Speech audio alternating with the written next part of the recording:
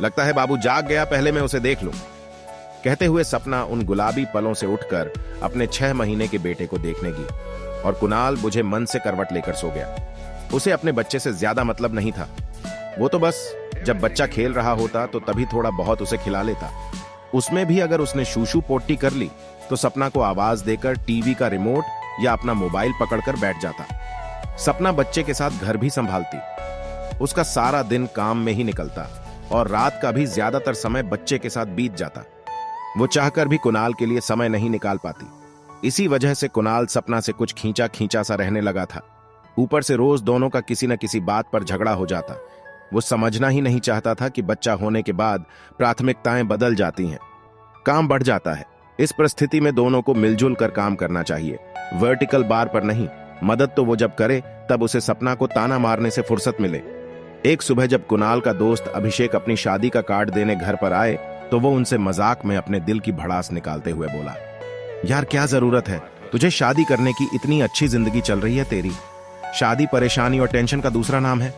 और अगर यूं कहा जाए कि शादी वो लड्डू है जो शुरू में तो बड़ा मीठा लगता है, फिर जैसे ही वो धीरे धीरे मुंह में लड्डू घुलता है, कड़वा हो जाता है और एक वक्त के बाद तो इतना कसैला हो जाता है कि लाख कोशिशों के बाद भी वो निगला नहीं जाता। और समाज की परवाह की वजह से हम उसे थूक भी नहीं सकते। मैं अपने लड्डू को अपने प्यार से हमेशा मीठा रखूंगा, हर परिस्थिति हर हालत में। मैं उस लड्डू को कड़वा तो छोड़ो, कभी फीका तक नहीं पड़ने दूंगा। अभिषेक जो अभी तक कुणाल की बातें शांति से सुन रहा था, मुस्कुराकर बोला तो कुणाल कसैला सा मुंह बनाकर बोला, ये सब शादी के पहले की बातें होती हैं। नहीं कुणाल, मैं शादी के बाद भी यही करूंगा। तुम्हें पता है तुम्हें ये लड्डू इतना कड़वा क्यों लग रहा है? क्योंकि तुम उसमें अपनी तरफ से चीनी मिला ही नहीं रहे हो। तुमने तो लड्डू को मीठा करने की सारी जिम्मेदारी भाभी जी के कंधों पर डाल दी है। मुझे तुम्हारे घर में आए अभी सिर्फ आधा घंटा ही हुआ है। इतनी देर में तुम 50 बार भाभी जी को आवाज लगा चुके हो और वो बेचारी बच्चे को गोद में लिए लिए सारा काम कर रही हैं। क्या तुमने एक बार भी सोचा कि ये छोटे मोटे काम मैं ही कर लूं? चलो, काम करने का नहीं सोचा, कोई बात नहीं। क्या तुम्हारे मन में एक बार ये विचार आया कि वो छोटे बच्चे को लेकर कैसे काम करेंगी? मैं बच्चे को ही ले लेता हूं। हम पुरुष अपनी सारी कड़वाहट रिश्ते में डाल देते हैं, फिर भी चाहते हैं कि रिश्ते में प्यार बना रहे, तो वो कैसे मुमकिन है? हम पुरुषों का शादी के बाद कुछ नहीं बदलता, ना घर न परिवार न रिश्ते, फिर भी हम शादी है एक कड़वा लड्डू का गाना गाते रहते हैं। जबकि एक लड़की का शादी के बाद सब कुछ बदल जाता है, यहां तक कि उसके कपड़े, उसका श्रृंगार भी बदल जाता है। वो शादी के बाद अर्श से फर्श पर आ जाती है और कभी कभी तो वो घर और बच्चे को संभालने के लिए अपनी नौकरी भी छोड़ देती है। फिर भी बिरले ही किसी लड़की को दूसरी लड़की से शादी बर्बादी है, कड़वा लड्डू है कहते सुना होगा।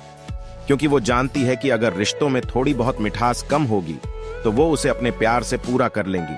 पर हम पुरुष ज्यादातर ऐसा कभी नहीं सोचते।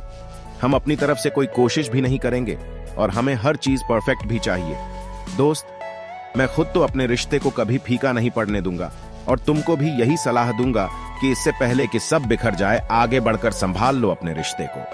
कहते हुए अपनी शादी में आने का सपना से भी विशेष आग्रह करते हुए अभिषेक तो चला गया, पर कुणाल को आत्म मंथन करने पर मजबूर कर गया।